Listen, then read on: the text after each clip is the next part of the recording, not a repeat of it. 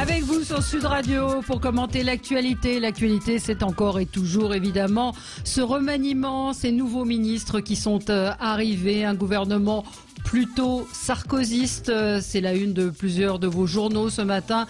On en parle avec Pierre Jacquemin. Bonjour, rédacteur en chef de la revue Regard. Bonjour, vous êtes coordonnateur du livre Dessine-moi un pangolin aux éditions du Diable Vauvert qui va paraître en septembre.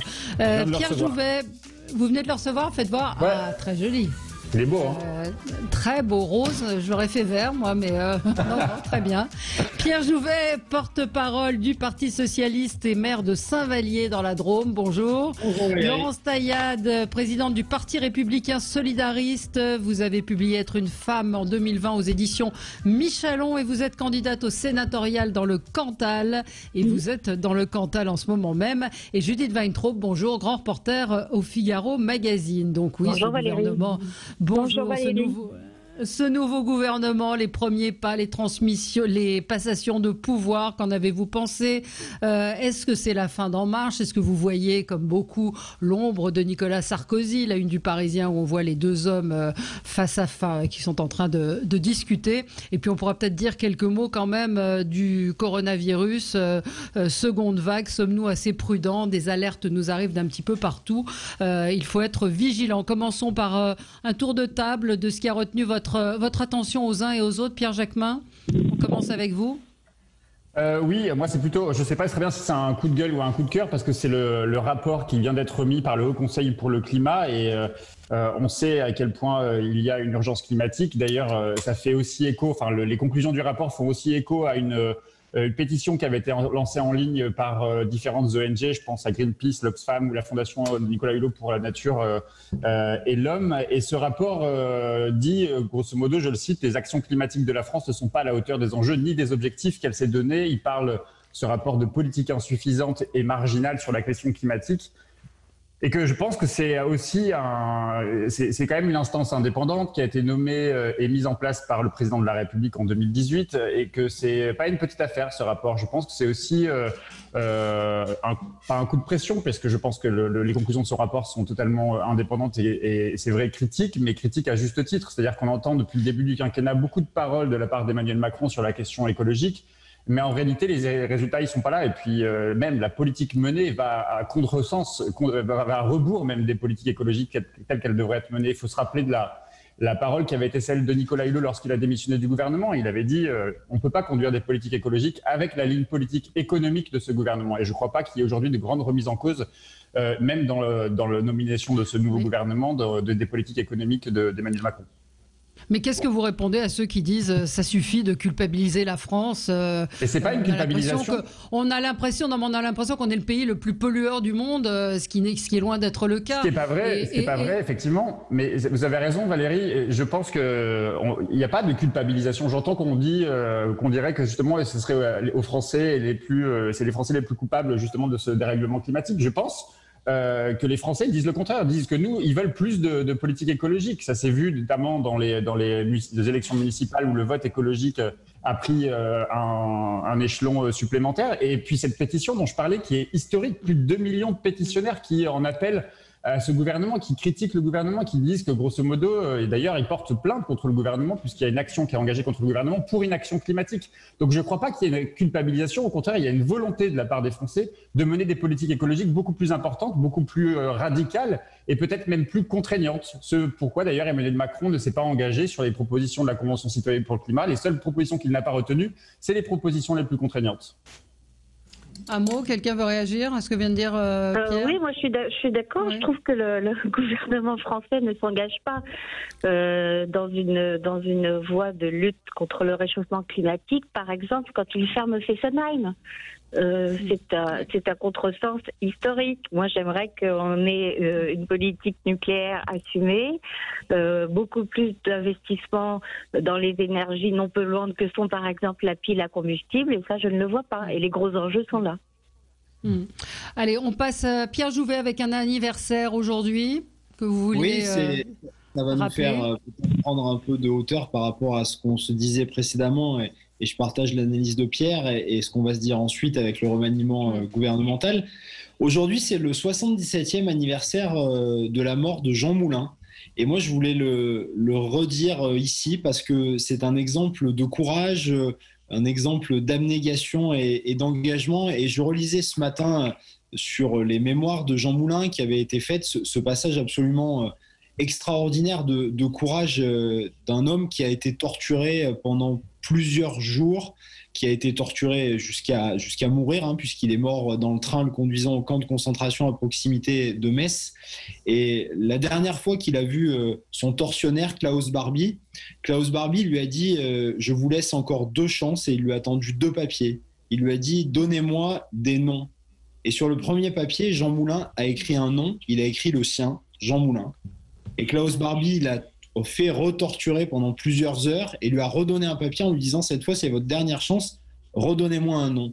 Et Jean Moulin, qui était un grand dessinateur sur ses heures de temps libre, a caricaturé Klaus Barbie et a écrit jamais je ne vous parlerai de mes amis. Et je pense que dans ces moments où parfois la futilité politique des choses prend le pas sur le fond et le fondement de l'engagement même, je voulais le rappeler à votre antenne parce que c'est un homme absolument remarquable dont l'histoire n'est pas suffisamment rappelée parfois. Oui, vous avez raison de le rappeler. On va passer à Laurence Taillade. Laurence ? Oui, Valérie. Alors moi, j'avais un coup de cœur aujourd'hui pour la revalorisation des retraites agricoles qui est passée totalement inaperçue, qui a été votée la semaine dernière au Sénat. C'est une très très bonne nouvelle puisque les retraites vont être revalorisées à hauteur de 85% du SMIC. Présente quand même une augmentation en monnaie trébuchante de 120 € de plus par mois. Il faut dire quand même qu'on a eu 3 ans de parcours parlementaire avant d'arriver à cette adoption de projet de loi qui a fait l'unanimité, qui était porté par André Chassaigne, donc on peut s'en réjouir. Petit bémol, c'est que cette revalorisation sera écrétée dans le cas où certains agriculteurs cumulent des emplois, ce qui est assez fréquent dans le monde agricole parce qu'on vit très difficilement, je le rappelle, hein, dans le monde agricole de son métier premier. On a quand même un tiers des agriculteurs qui sont à moins de 350 € de revenus par mois. Quand on sait que c'est un métier qui demande de travailler 7 jours sur 7, 365 jours par an, et ben aujourd'hui, on peut considérer que c'est une vraie victoire. Maintenant, il faut espérer aussi que cette revalorisation, eh bien, elle puisse porter ses fruits au niveau des conjoints collaborateurs, des artisans, des indépendants, des travailleurs précaires, vers un système universel qui soit plus juste, plus solidaire, et puis qui puisse prendre en compte aussi des critères de pénibilité, en tout cas qui soit assez loin de ce que nous proposait le système Macron. Et j'appelle de mes voeux justement cette revalorisation des petites retraites qui pourrait être calquée sur celle des agriculteurs. Bon, bah écoutez, espérons que vous serez entendu. Judith Weintraub, on passe avec vous, on amorce le sujet gouvernemental et le remaniement. Donc vous vouliez faire une remarque à propos de ceux qui viennent d'y entrer. Oui, absolument. Tout le monde fait des comptes les membres du gouvernement issus de la diversité, contre les femmes. Et moi, j'ai fait un autre compte. C'est celui des membres de gouvernement qui sont issus de milieux modestes, ouvriers, paysans ou tout petits salariés. Et franchement, de mémoire, j'avais vu autant. On en a 32, Jean Castex, fils d'Astit, compris. Et sur les 32, j'en ai compté 12 qui viennent de milieux extrêmement modestes. Alors, dans les entrants remarquables, il y a évidemment Dupond-Moretti, dont la mère était femme de ménage. Il y a Elisabeth Moreno, capverdienne, dont les parents étaient illettrés. Il y a Nadia Haye, qui est née à Trappes. Mais en fait, il y a aussi Brigitte Bourguignon, dont le père était chaudronnier, Jean-Baptiste Djebari, alors ça c'est pas un entrant, Sébastien Lecornu, Le Drian, qui n'en a jamais fait état, mais son père travaillait dans une usine de pièces détachées automobiles et sa mère était couturière. Et ben je trouve ça très très bien, c'est une très bonne nouvelle. Oui, moi j'étais un peu agacée par ce besoin de le rappeler. Que vous le rappeliez, c'est une chose, mais qu'on soit obligé de le rappeler lors d'une passation ou de le dire parce que j'y vois moi une certaine quand même comment dire, pas flagornerie, on va dire, vis-à-vis du peuple, du genre moi aussi je viens du peuple. Je trouve que le revendiquer n'est pas très élégant. Non, moi je me souviens d'une époque pas si vieille où on le cachait plutôt. Donc non, pour moi c'est plutôt une bonne nouvelle. Alors, je sais pas, Pierre Jacquemin.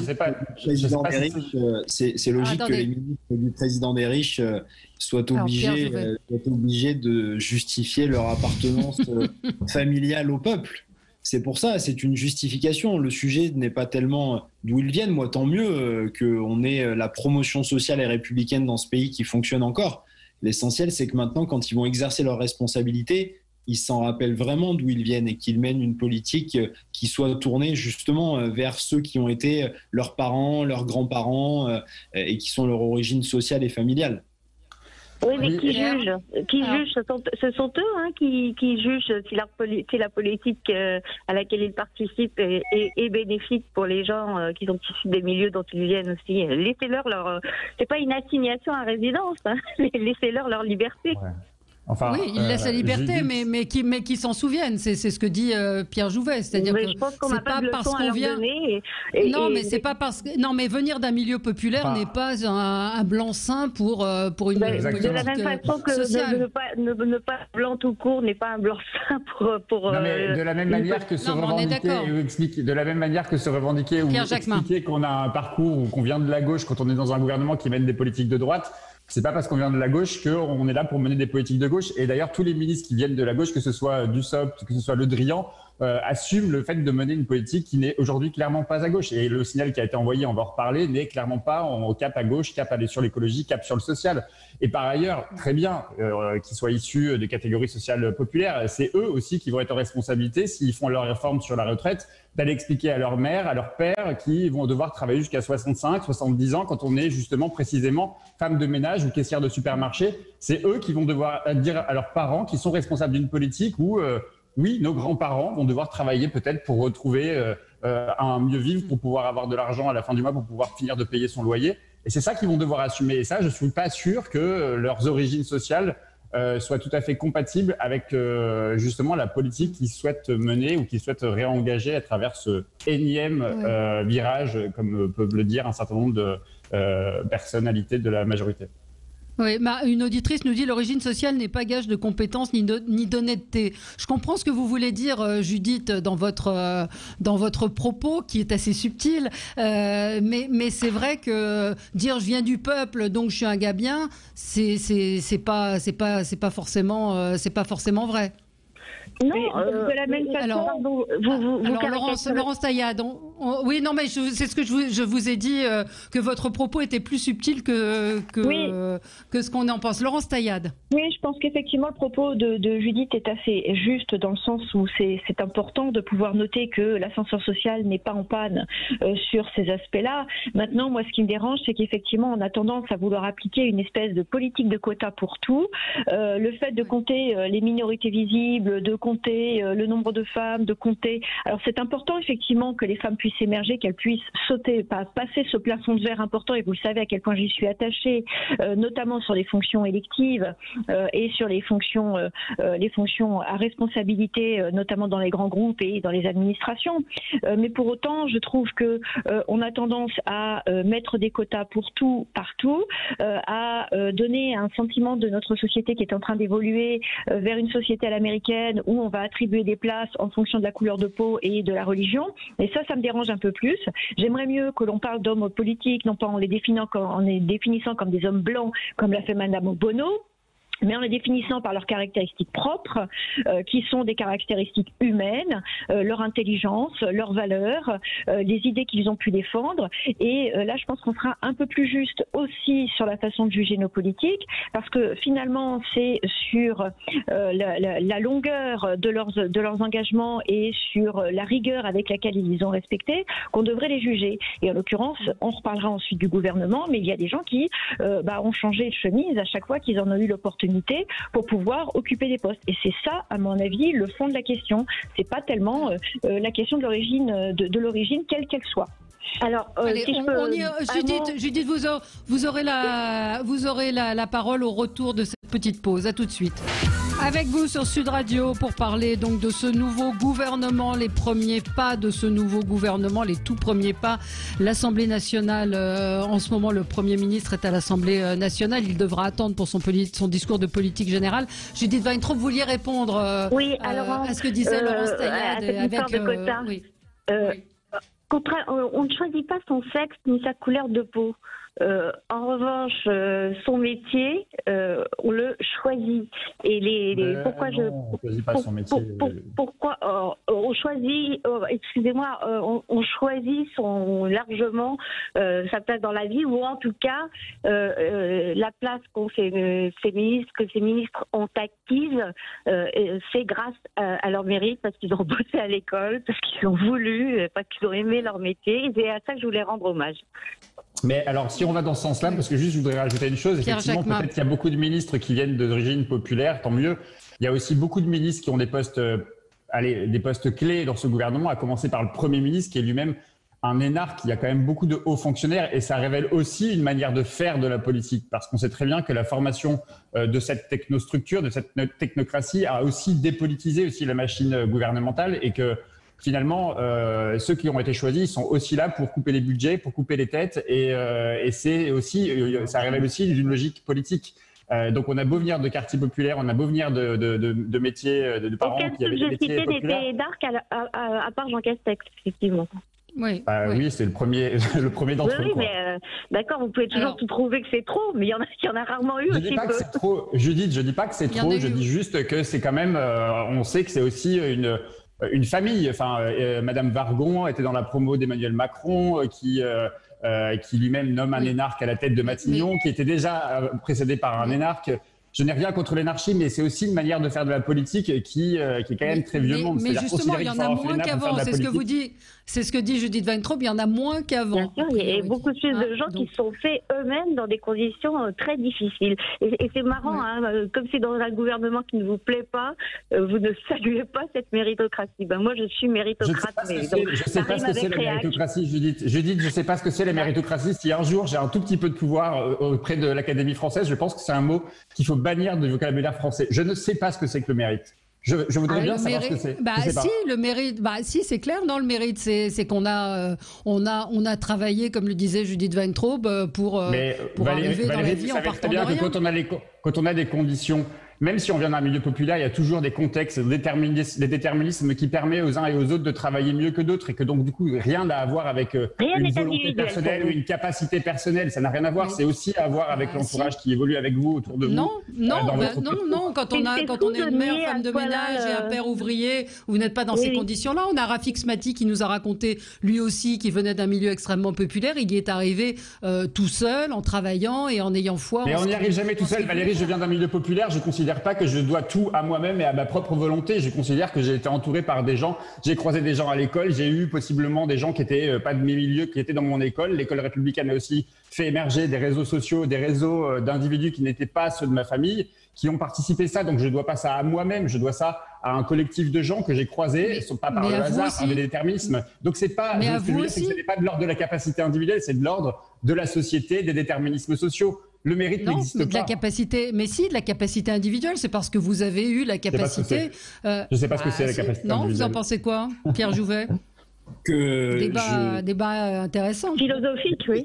Philosophique, oui. C'est un débat intéressant. Je pense que c'est d'ailleurs un débat principalement de fond sur le fait que depuis maintenant plusieurs années, moi j'explique avec force pourquoi j'ai une différence idéologique profonde avec Emmanuel Macron. Parce que je crois exactement ce que vient de dire Pierre à l'instant, mais exactement. Je pense qu'il n'y a pas de déterminisme individuel qui façonne le citoyen. C'est dans un mécanisme collectif qu'on arrive à avoir la chance pour certains, et malheureusement pour trop peu, de pouvoir émerger quand on vient d'un milieu populaire, de pouvoir sortir la tête de l'eau pour beaucoup, mais c'est extrêmement faible. Et en fait, c'est la différence entre l'individu et le collectif. Et moi, je suis profondément attaché à cette valeur collective dans le pays, au fait qu'on ait des services publics qui sont puissants, qui nous permettent de nous émanciper, qu'on ait... Vous savez, quand on a, par exemple, le débat récurrent sur les footballeurs, qui disent « Mais moi, je suis footballeur, je m'en suis sorti tout seul, je dois rien à la France. » Mais tu dois tout à la France. Parce qu'en vérité, quand tu es passé à Clairefontaine, c'est payé par les impôts des Français. Quand tu roules sur une route nationale, c'est payé par les impôts des gens. C'est ce système collectif qui façonne la réussite ensuite des individus. Et si on a un système collectif et de solidarité qui est affaibli, alors les réussites individuelles qui peuvent émerger, elles n'existeront plus. Et c'est pour ça que moi j'ai par exemple une vraie différence de fond, et c'est une vraie différence entre la droite et la gauche, c'est ce qu'on est en train de dire. On n'en parle pas suffisamment de ces débats, c'est un débat qui est passionnant, mais c'est fondamental. C'est fondamental dans la façon dont on approche le monde et la société. Alors effectivement, je suis d'accord avec ce que dit Pierre sur la question de la solidarité, parce qu'en fait, ça touche à la solidarité et en même temps à la promesse républicaine, parce que la promesse républicaine, c'est justement de garantir la possibilité à tous les enfants de rêver d'à peu près tout pour leur avenir et de pouvoir épouser finalement n'importe quel type d'études et n'importe quel type de carrière. Sauf qu'on se rend compte qu'avec la fracture qu'il existe entre les territoires, et là je vais revenir à mon département, dans le Cantal, vous avez très peu de place pour accéder aux études supérieures, et donc les enfants qui ont des parents qui ont les moyens vont pouvoir aller faire des études à Montpellier, à Clermont-Ferrand, voire à Paris, parce que les parents vont leur payer des études, vont leur payer un appartement. D'autres vont s'endetter et vont commencer leur carrière avec 50 000 € de dette parce qu'ils auront dû payer tout ça, et d'autres auront accès à des bourses scolaires qui sont insuffisantes pour ces enfants-là.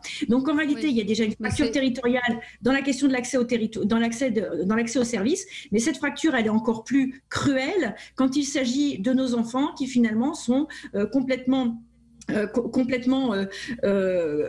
assignés à résidence lorsqu'il s'agit de choisir de leur parcours. Ceci étant, je suis d'accord avec Judith, on doit souligner, et c'est important, que certains ont réussi, que finalement cette promesse républicaine, elle est peut-être réelle pour certains, mais que la fracture, elle est peut-être aussi énorme sur le plan territorial. Et c'est pas qu'une question de moyens, je veux juste ajuster là-dessus, c'est pas qu'une question de moyens, c'est aussi une question de connaissance. Quand Judith dit qu'on choisit son métier ou sa formation, je suis désolé, moi, gamin, personne ne m'a parlé de l'existence de sciences politiques ou de HEC ou de Hippocagne, machin. Je ne connaissais pas ça, donc j'imagine dans les quartiers populaires aujourd'hui où il y a un nombre de gamins qui ne savent même pas la possibilité qui sont les leurs et qui leur sont proposées. Ils imaginent même pas, c'est-à-dire qu'à un moment donné, quand on parle de déterminisme, c'est-à-dire qu'on leur dit vous êtes né populaire et vous finirez populaire, vous ne pourrez pas être avocat, vous ne pourrez pas être médecin, vous serez chauffeur de bus, et c'est pas grave peut-être, mais juste il faut avoir conscience que le déterminisme c'est aussi ça, c'est aussi ne pas avoir conscience des possibilités qui sont offertes par la société parce qu'on vous renferme dans un statut de catégorie populaire. Non, mais c'est un peu caricatural, c'est même carrément caricatural parce que j'interviens régulièrement dans les cycles, les cursus Sciences Po d'Argenteuil. Je ne crois pas qu'Argenteuil ce soit un quartier, ce soit des quartiers qui... Vous vivez dans le Cantal, vous savez aussi qu'il y a un certain nombre de gamins qui vivent à la campagne qui ne savent même pas que Sciences Po existe. C'est ce que je suis en train de dire, mais maintenant on a les réseaux sociaux, on a Internet et en l'occurrence il y a par exemple des cursus Sciences Po. Allez, on marque une pause et on se retrouve dans un instant pour parler donc de ces nouveaux ministres qui sont arrivés au gouvernement. À tout de suite. Avec vous sur Sud Radio pour le 10h midi. Premier pas du gouvernement, qu'en pensez-vous? Alors là aussi, on peut épiloguer. 48% des Français sont satisfaits du gouvernement. Je ne sais pas de quoi ils peuvent être satisfaits puisqu'on ne sait pas très bien encore ce qu'ils vont faire. Mais en tout cas, près d'un Français sur deux est satisfait par les différentes nominations. On a vu les différentes passations de pouvoir, les entrants, les sortants, ceux qui restent. C'est en gros un tiers du précédent gouvernement qui a été renouvelé. Ceux qui évidemment ont suscité le plus de réactions sont Gérald Darmanin et Roselyne Bachelot, ainsi qu'évidemment Éric Dupond-Moretti, dont la première sortie, la première visite a été pour la prison de Fresnes. Un commentaire, les uns et les autres, sur ce gouvernement, Judith? Alors, la satisfaction, c'est peut-être dû aussi au départ, et au départ notamment de Christophe Castaner et de Nicole Belloubet, qui étaient réclamés à corps et à cri, non seulement par les gens dont ils s'occupaient directement dans leur périmètre ministériel, mais par l'ensemble des Français qui étaient absolument effarés de voir les déclarations, le comportement du ministre, de l'ex-ministre de l'Intérieur et de l'ex-ministre de la Justice. Non, je crois qu'en fait, quand on regarde dans les gardés Et dans les sorties, ça correspond à l'indice de satisfaction qui reste, qui est promu même, quelqu'un comme Darmanin, qui n'a pas été critiqué et dont les Français ont en général trouvé qu'il était même plutôt bien sorti de ses attributions. Et puis surtout Bruno Le Maire, qui reste en étant très renforcé. Et quand vous parlez à des patrons de PME ou à des artisans, des chefs d'entreprise, ils trouvent quand même que le maire a très bien géré la crise. Les sortants, évidemment, oui, Christophe Castaner aurait eu du mal à rester, du même que Sébastien Ndiaye, Pierre Jouvet. Non, Christophe Castaner, il est sorti. Enfin, que Christophe Castaner soit sorti, je pense qu'on n'a jamais eu ministre de l'Intérieur aussi incompétent que Christophe Castaner. Donc, il était temps qu'il s'en aille. On n'a jamais vu une doctrine du ministère de l'Intérieur telle que la sienne. Non, mais moi, je vais vous dire assez franchement et de manière un peu abrupte, puisque c'est notre dernière émission avant l'été. Ouais. Donc, vous m'excuserez ça. En fait, je m'en fous, moi, du casting. Je m'en fous totalement. On pourrait mettre qui on veut au gouvernement. Tout ça, c'est de la cosmétique. On met Éric Dupond-Moretti, du coup, tout le monde ne parle que d'Éric Dupond-Moretti, qui est un homme pour qui, moi, j'ai plutôt de la sympathie et même une certaine forme de... Je sais même pas comment le dire, c'est pas de l'admiration parce que ce serait trop fort, mais en tout cas, c'est un personnage. Voilà, c'est un personnage. Mais au-delà de ça, quelle politique il va pouvoir conduire ? Est-ce que Éric Dupond-Moretti, c'est pas le nouveau Nicolas Hulot quand il va s'apercevoir dans 6 mois qu'il a en fait les mains totalement liées par la décision et par les décisions du président de la République ? La majorité de la République en marche n'a pas changé. La ligne politique du président de la République ne va pas changer. Au contraire. Donc en fait, on fait un casting.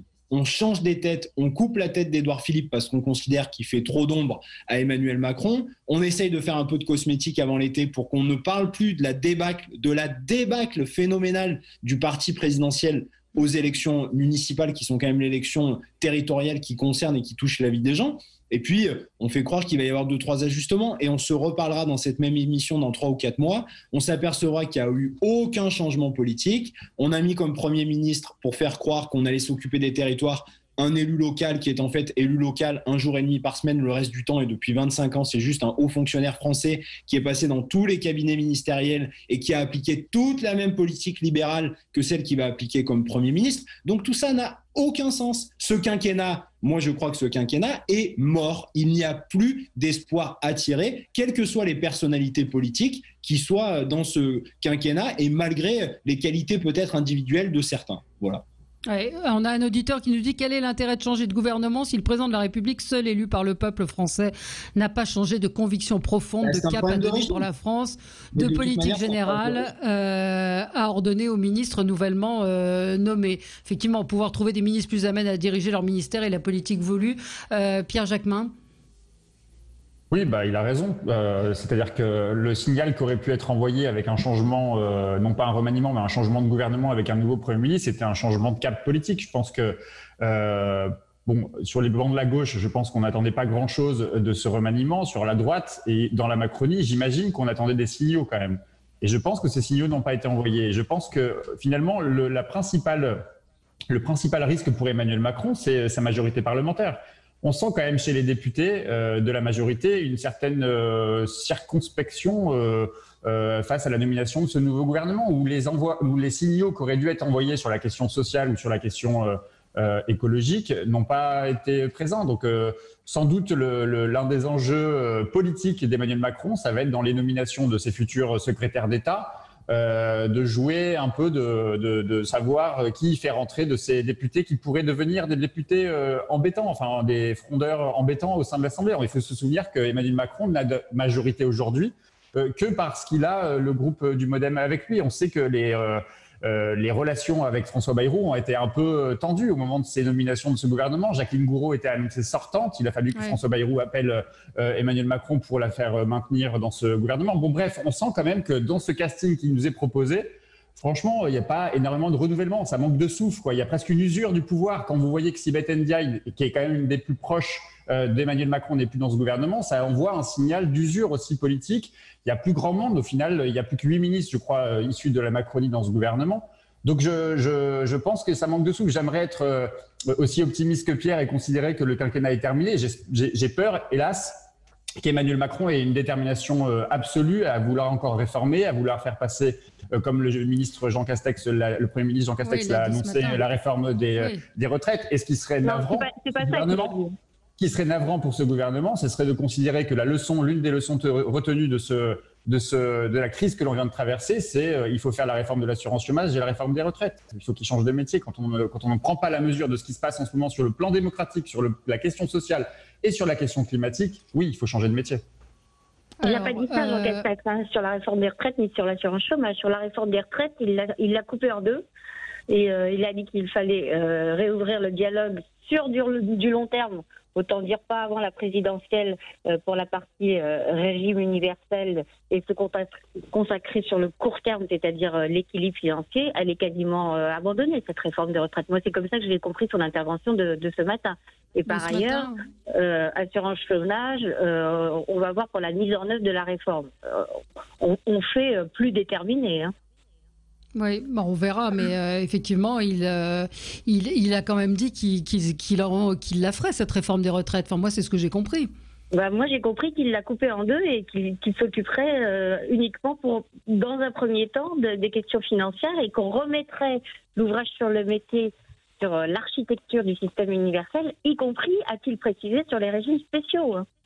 Alors, on se rend compte en fait par rapport à ce dernier échange que vous avez eu et puis les éléments de langage qui sont utilisés dans la façon dont on commente la constitution de ce gouvernement, qu'il y a une chose évidente, c'est qu'on est une fois de plus dans un gouvernement qui est dans le coup de com' permanent, pour reprendre le titre du livre d'Arnaud Benedetti.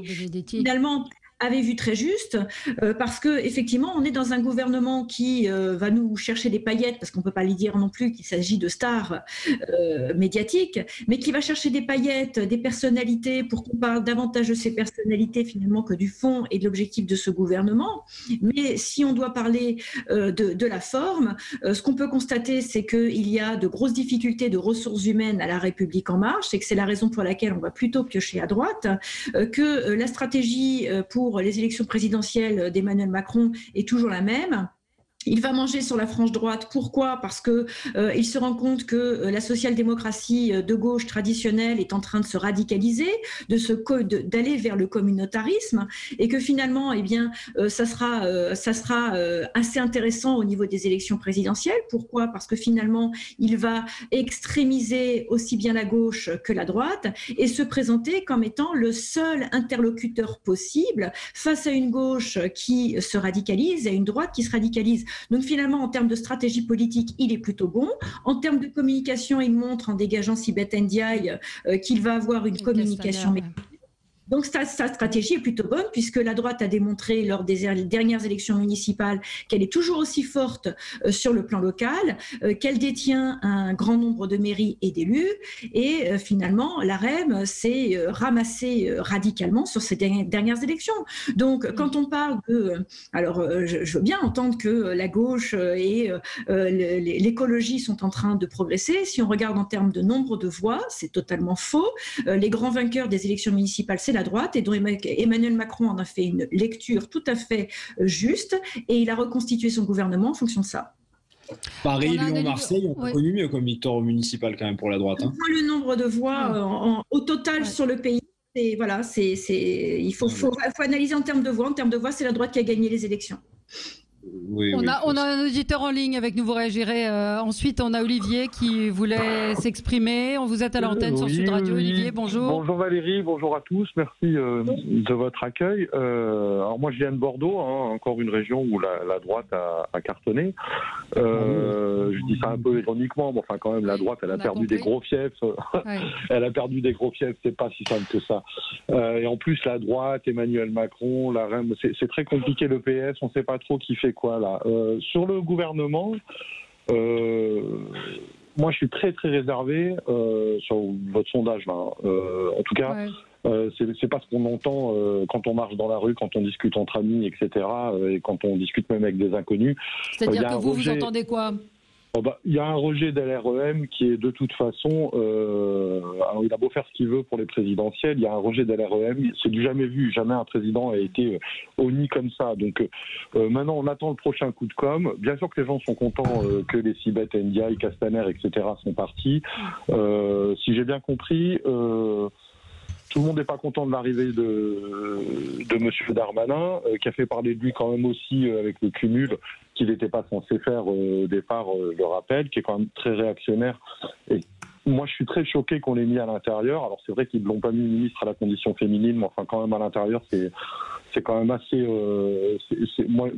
c'est la polémique pour cacher le fond. Je suis assez d'accord avec ce que disait votre intervenant tout à l'heure, qu'on était dans une espèce de com à tout va pour cacher le fond. Dupond-Moretti, c'est pareil, c'est de la polémique. Roselyne Bachelot, elle avait juré qu'elle ferait plus de politique. On retrouve toujours les mêmes fonctionnements, les mêmes dysfonctionnements. Il n'y a rien de neuf. Donc les gens sont contents que cela soit parti. Je suis pas sûr qu'ils soient contents que les autres soient arrivés. Je suis très très réservé sur ce sondage encore une fois. Et on a vu les derniers sondages régulièrement, et notamment pendant les municipales ou les européennes, que les sondages sont pas forcément très fiables. Sans parler de à qui appartiennent les instituts de sondage, on voit bien qu'ils se plantent tout le temps. Alors soit ils se plantent sciemment, soit ils se plantent pas sciemment, mais je suis réservé là-dessus. Moi, je crois que l'accueil des Français... je pense que si les sondages continuent, c'est qu'ils fonctionnent quand même un petit peu, et si on leur fait confiance, c'est que parfois, ils ne se trompent pas. Je ne peux pas vous laisser dire que les instituts de sondage sont achetés ou vendus. Sur les dernières élections, c'est le cas pourtant. Donc ensuite, si on peut aussi se poser la question des influences et des conflits d'intérêts dans les sondages, de la même façon qu'on se les posait dans le lobby pharmaceutique pendant la Covid. C'est le même fonctionnement. On retrouve les mêmes choses. Vous n'attendez rien de ce nouveau gouvernement? Bien sûr que non. On n'est pas dupe. Écoutez, il reste 22 mois.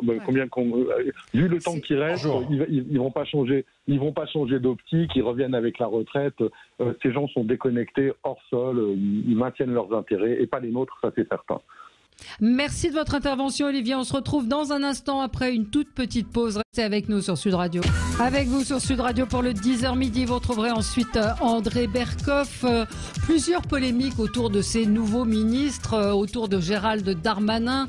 Les Femen, des féministes ont manifesté hier et annoncent qu'elles seront partout sur son passage. Est-ce que c'était une nomination risquée? C'est-à-dire que le parquet a demandé à ce que une plainte pour viol soit réexaminée.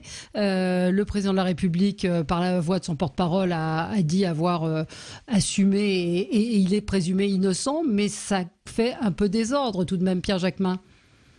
Ça fait désordre, et surtout que l'autre figure qui apparaît dans ce gouvernement, c'est Dupond-Moretti, dont on se souvient aussi des déclarations fracassantes qu'il avait eues au moment de l'affaire MeToo, de Balance ton port, où lui-même avait expliqué que ça allait trop loin tout ça.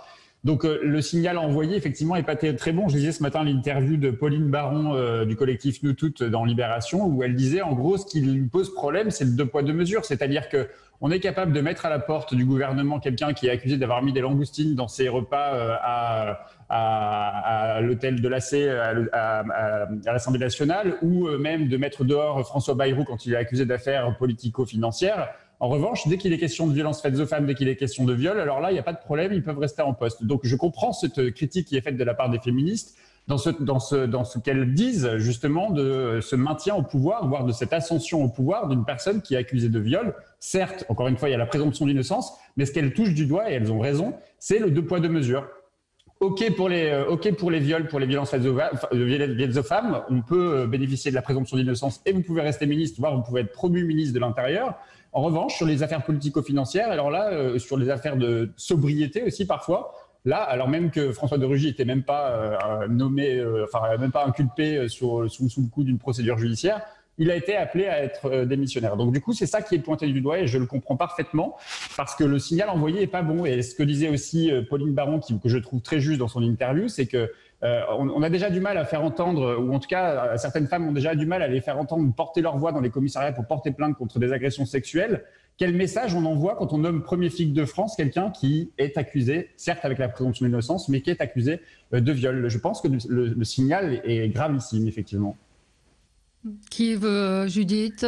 Non, je trouve ça Laurence Taillade, allez-y. trouve ça effectivement, après, il y a toujours la présomption d'innocence, mais je trouve qu'il y a beaucoup de présumés innocents dans l'entourage d'Emmanuel Macron. Parce que c'est vrai. On a Richard Ferrand, qui est président de l'Assemblée nationale. On a eu l'affaire Benalla, où on a cherché à le couvrir. Ensuite, on a eu les affaires Sall, les affaires Nyssen.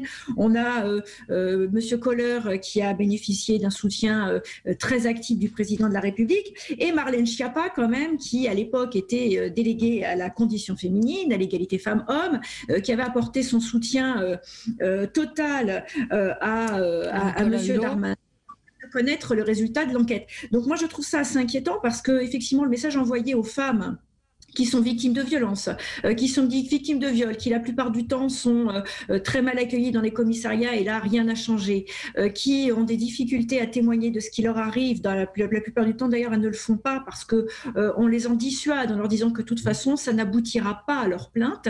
Effectivement le message est plutôt néfaste et donc je trouve ça relativement inquiétant parce que dès lors que ce gouvernement avait promis la transparence, l'éthique, la morale, puisque c'était vraiment la promesse d'Emmanuel Macron, eh bien, je pense que M. Darmanin de lui-même n'aurait pas dû accepter ce genre de mission, aurait dû se mettre sous la responsabilité de la justice et attendre que la justice passe pour ensuite peut-être reprendre des fonctions, parce que tel qu'il est positionné là aujourd'hui, il va être très difficile aussi pour lui de se défendre. Il faut voir aussi cet aspect des choses. Pour pouvoir se défendre, il faut avoir les mains libres, et pour pouvoir avoir les mains libres, je trouve que c'est très difficile d'être d'un côté ministre de l'Intérieur et de l'autre côté poursuivi sur une enquête de ce type-là. Alors, Judith ? Effectivement, c'est pas très bon du point de vue image. Les femmes qui se revendiquent du féminisme et qui manifestaient contre Gérald Darmanin, elles étaient combien? Même pas 20, je crois, ou 22. Oui. Donc il faut aussi rendre la juste proportion des choses. C'est très compliqué parce que on peut pas dire, à mon avis, il y a la présomption d'innocence, oui, mais où il y a la présomption d'innocence, il n'y a pas. Judith, François de Rugy a démissionné pour des affaires de sobriété de l'Assemblée nationale. Oui, pour les violences faites aux femmes et les viols, alors là, il n'y a pas de problème, on peut rester. C'est deux poids, deux mesures, c'est ça qui est quand même problématique en fait. À ce moment-là, que tous les gens qui sont accusés de quoi que ce soit restent et qu'on applique la présomption d'innocence à tout le monde. Moi, c'est plutôt ça qui me conviendrait. S'il y a présomption d'innocence, elle s'applique à tout le monde. Voilà. Mais là, en l'occurrence, ça ne s'applique pas à tout le monde. Non, là, en l'occurrence, elle ne s'applique pas à tout le monde. Et en l'occurrence, l'exemplarité qui était menée et portée tel un étendard par le président de la République dans sa campagne présidentielle est quand même très fortement abîmée. Laurence a rappelé les différents cas. Et je crois, Laurence, malheureusement, que vous en avez encore oublié tellement que la liste est longue. Mais c'est extrêmement, extrêmement choquant pour l'image de la politique en général. Vous vous rendez compte ce que disent les citoyens qui regardent un peu de loin le débat politique? Parce qu'il ne faut jamais oublier ça. Hein. Nous, on est des passionnés de l'actualité, des passionnés de la politique. Quand vous êtes un citoyen qui met un peu la télé, qui regarde un petit peu ce qui se passe et qui entend toutes ces affaires en permanence, qui touchent de près ou de loin des femmes ou des hommes politiques, et d'autant plus sur des questions de violences faites aux femmes, mais les gens se disent, mais qu'est-ce que c'est que ce monde de dingue?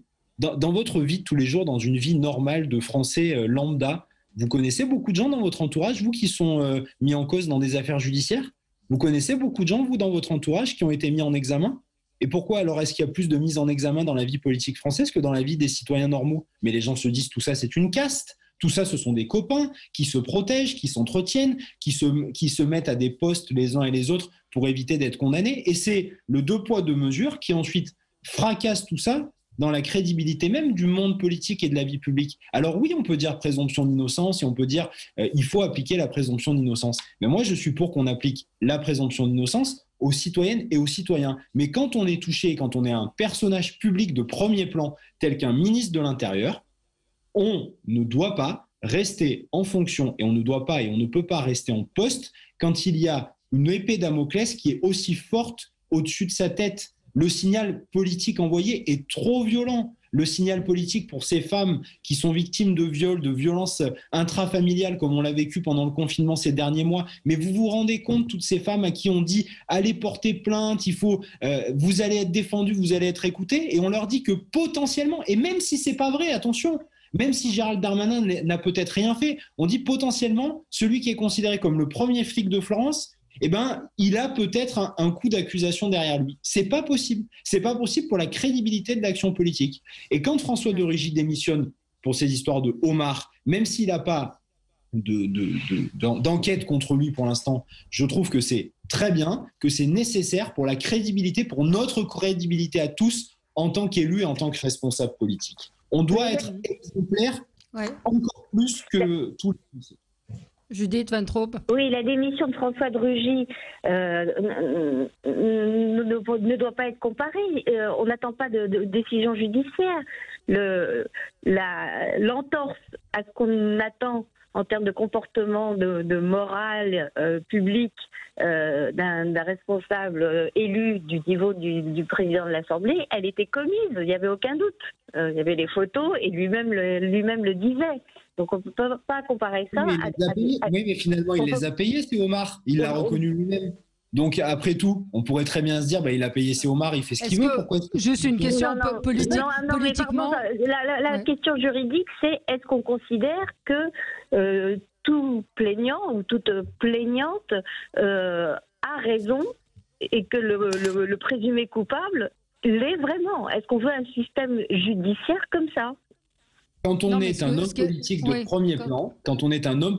premier plan, je pense, et ça c'est un comportement à revoir dans la façon dont on gère le pays, qu'on devrait avoir une possibilité et une disposition de se mettre en retrait, je ne dis pas forcément de démissionner, de se mettre en retrait, qu'il y ait une enquête qui soit faite, qu'ensuite il y ait un jugement qui puisse être rendu et qu'après ça, on puisse retrouver son poste et revenir à sa place. Parce que sinon, c'est toute la classe politique qui est entachée et qui tend les Français vers de plus en plus d'abstention, de plus en plus de votes extrêmes et qui considère que tous les hommes et toutes les femmes politiques sont des pourris. Et ça, c'est plus possible, tout simplement plus possible. Par ailleurs, il faut se rappeler aussi qu'Emmanuel Macron avait fait de la question des violences faites aux femmes de la grande cause du quinquennat. Il faut juste se rappeler que ce gouvernement n'a toujours pas un grand ministère de plein exercice de l'égalité femmes-hommes et des droits des femmes tel que Marlène Schiappa pouvait imaginer un jour l'obtenir. C'est aussi un signal qui est envoyé aux féministes. Mauvais. Eh bien, on aura l'occasion d'y revenir, je pense, et de revenir sur tous ces sujets. Merci à tous les quatre. Merci à vous, auditeurs de Sud Radio. Dans un instant, c'est André Berkoff qui sera avec vous. À demain.